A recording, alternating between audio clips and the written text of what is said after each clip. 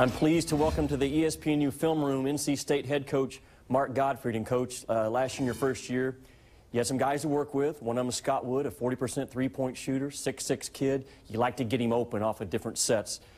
Let's draw one that worked for you well last year, using him as a screener, first of all. Talk us through it. Well, it's a play we call guard follow, and really it's a read where our point guard, we got on the board here our point, two wings, and two forwards.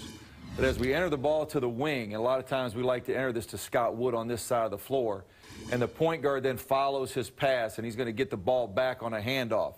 First thing we're going to do is we're going to flash the opposite forward to the block. And a lot of times for us, if that's Calvin Leslie, C.J. Leslie, or Richard Howell, we might have an opportunity to go right inside just on a naked cut right there.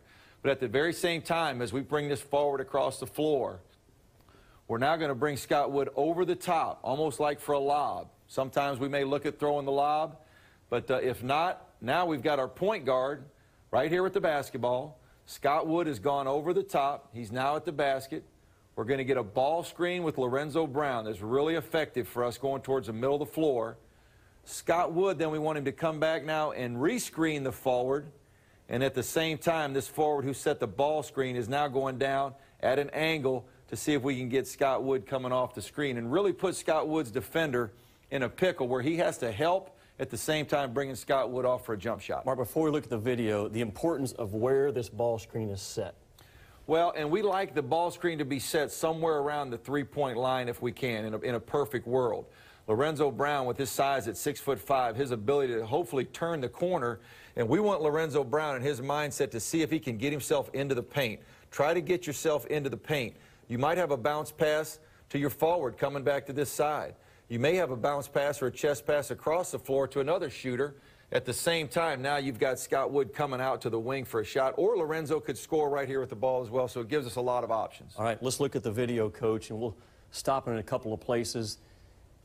Scott Wood working to get himself open, first of all. Scott does a good job, and again, point guard follows his pass. And now what's important to look at first is what we call a naked cut. There's no screen here at the basket. It's a naked cut across the floor, and we'll look right here to take the ball one bounce dribble and throw it right into the post. On this particular play, Alex Johnson a year ago now elects to follow Scott as going to the basket. Richard Howell sets the ball screen right there with the action.